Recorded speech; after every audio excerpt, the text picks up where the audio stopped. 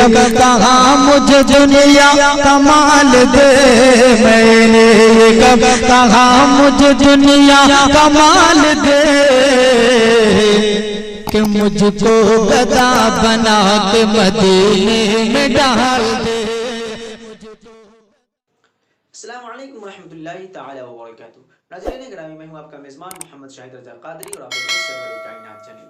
ناظرین گرامی، آج کل سوشل میڈیا پر بہت زیادہ وائرل ہونے والی ویڈیو جو کہ وہ حجاب کو لے کر کے ویڈیو وائرل ہو رہی ہے۔ ناظرین گرامی، میں اس ٹاپک پر ویڈیو بنانا چاہتے بھی نہیں تھے، لیکن کچھ لوگوں کا کہنا تھا، کچھ دوستوں نے مجھ سے کہا کہ حضرت اس کے متعلق بھی کچھ ویڈیو بنائیں، لیکن میں نے کہا بہت کہ اتنے سارے جب ویڈیو وائرل ہو ہی رہی ہے تو مجھے بنانے کی کیا ضرورت ہے۔ پھر ان لوگوں نے، دوست و احباب نے مجھ سے بہت زیادہ ریکویسٹ کی اور یہ کہا کہ ہر انسان کو بتانے کا، ہر انسان کا اس طریقہ الگ الگ ہوتا ہے، لہٰذا میں آپ کے متعلق سننا چاہتا ہوں کہ آپ کیا کہہ رہے ہیں اس کے متعلق۔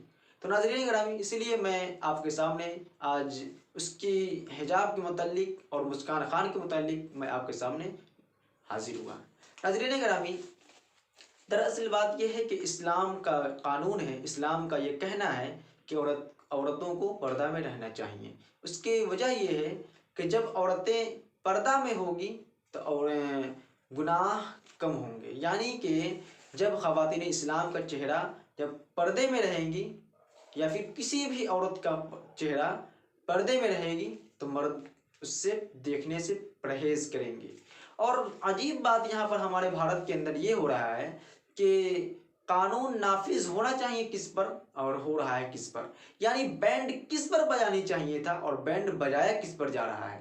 یعنی کہ میرا خلاصہ یہ ہے کہ آج کل اس ہندوستان کے سرزمین پر اکثر و بیشتر یہ دیکھا جا رہا ہے، کچھ خواتین ہیں، کچھ عورتیں ہیں جو کہ بے پردہ، یعنی کہ کچھ لیگی اور دیگر ٹی شرٹ وغیرہ میں کچھ عورتیں شہروں میں چلتی ہے۔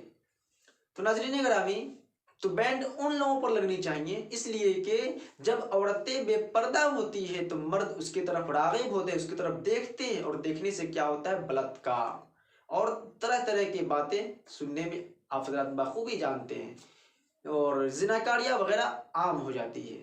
اور یاد رکھیے گا، آنکھ کا بھی ایک گناہ ہوتا ہے، یعنی عورت کو دیکھنا یہ آنکھ کا گناہ ہے۔ جہاں پر اسلام نے عورت کو پردہ کرنے کا حکم دیا گیا ہے، یہیں پر اسلام نے مرد کو نگاہ نیچے کرنے کا بھی حکم دیا، یعنی مرد اپنے نگاہوں کو نیچے کرے۔ بہرکیف میں اس کی طرف نہ جاتے ہوئے میں آپ کو ویڈیو کی طرف چلتے ہیں، اور ساتھ ہی ساتھ یہ بھی بتایا گیا ہے کہ کچھ لوگ سوشل میڈیا پر کچھ فیک نیوز بتا رہے ہیں، کچھ لوگ یہ کہہ رہے ہیں کہ مسکان خان کو اتنے کروڑ پیسے مل گئے ہیں، اتنے کروڑ سلمان خان نے ان کو دیا ہے، اتنے کروڑ شاہ رخ خان نے دیا ہے، اور اتنے کروڑ سعودیہ عربیہ کے گورنمنٹ نے ان کو پیسہ دیا ہے، وغیرہ وغیرہ طرح طرح کی باتیں ان پر یہ کی جا رہی ہے۔ لیکن چلیے میں آپ کو اس کا بھی خلاصہ لاسٹ میں کر دیں گے انشاءاللہ تبارک و تعالیٰ کہ ان کو پیسے ملے کتنے ہیں۔ ناظرین گرامی، چلیے اس سے پہلے آپ ذرا کو یہ بتا دیں کہ ہندوستان کی تاریخ کیا ہے۔ کیا یہ اسلام کا ہی صرف قانون ہے؟ کیا اسلام کا ہی صرف یہ کہنا ہے کہ عورتیں پردہ میں رہیں، یا پھر اور بھی دھرموں کا حکم ہے؟ چلیے اس کی طرف یہ خلاصہ کر دیتے ہیں۔ تو ناظرین گرامی، ہمارے ہندوستان کے اندر جو ہندوستان میں رہتے ہیں اور اپنے آپ کو ہندوستانی ہونے کا دعویٰ کرتے ہیں، ان کو بھی ہندوستان کی تاریخ معلوم ہونی چاہیے۔ وہ یہ کہ ہندوستان کے اندر ایک بادشاہ تھا، وہ بادشاہ جس کا نامی اسم گرامی آج کل دنیا اس بادشاہ کے نام سے، رام کے نام سے جانتے اور پہچانتے ہیں، یعنی اس کا نام رام تھا۔ ناظرین گرامی، اب رام کی ایک بیوی تھی جس کا نام سیتا تھا، اور وہ ان کی بیوی کو ایک دہشت گرد جس کو دنیا راون کے نام سے جانتے اور پہچانتے ہیں، تو راون نے ان کی بیوی کو اٹھا کر کے لے گیا۔ جب راون نے ان کی بیوی کو اٹھا کر کے لے گیا تو ادھر رام نے اپنے بھائی یعنی لکشمن کو حکم دیا کہ ہماری بیوی کو ڈھونڈا جائے، یعنی تلاش کیا جائے کہ آخر ہماری بیوی ہے کہاں۔ میرے آقا کریم صلی اللہ علیہ وسلم کے دیوانوں، جتنے بھی ناظرین گرامی یہاں پر توجہ کے ساتھ سماعت کیجیے گا۔ اگر ہمارے ہندو بھائی اگر ہمارے ویڈیو کو دیکھ رہے ہیں تو آپ حضرات سے بھی تھوڑی سا توجہ ہاتھ کی طالب ہو، لہٰذا اس کو سماعت کیجیے گا بڑے غور و فکر کے ساتھ۔ اب جب رام ने अपनी और राम और लक्ष्मण अपनी बीवी को, यानी राम अपनी बीवी को तलाश करने के लिए और लक्ष्मण अपनी भाभी को तलाश करने के लिए जब निकल पड़े, तो रास्ते में कुछ एक मकाम पर पहुंचे तो क्या देखते हैं कि राम की बीवी यानी सीता की कान की बाली एक जगह पड़ी हुई थी। अब इधर राम ने कहा ये हमारी बीवी यानी सीता की बाली है। अब फिर तो कुछ दूर आगे बढ़े तो क्या देखते हैं, और राम की बीवी जो सीता थी, सीता की हाथ की कंगन पड़ी हुई थी। तो उसको देख करके अब पहचान लिए, उन्होंने पहचान लिया कि ये सीता की कंगन है। अब फिर कुछ आगे दूर, कुछ और दूर जाने के बाद में उनको एक और चीज मिला जो कि गले के हार था। उस हार को देख करके राम ने पहचान लिया कि ये सीता का हार है। अब यहाँ पर तवज्जो दीजिएगा। अब थोड़ी दूर और आगे जाने के बाद क्या देखते हैं, जब एक पैर में जो पायल हम लोग आम जबान में कहते हैं, तो जो पैर के जो पायल आगे जाने के बाद ये मिला, तो इधर वहां पर ये लक्ष्मण जो थे, वो लक्ष्मण कहने लगे ये हमारी भाभी की पायल है। अब इधर राम ने उनसे सवाल कर दिया कि इतने सारे चीजें मिली हैं, इन सब चीजों को तुम नहीं पहचान पाया, यानी कि कंगने मिली है और गले के हार मिले हैं और दीगर चीजें वगैरह वगैरह सब मिले हैं, तो इन सब चीजों को क्यों नहीं पहचान पाया?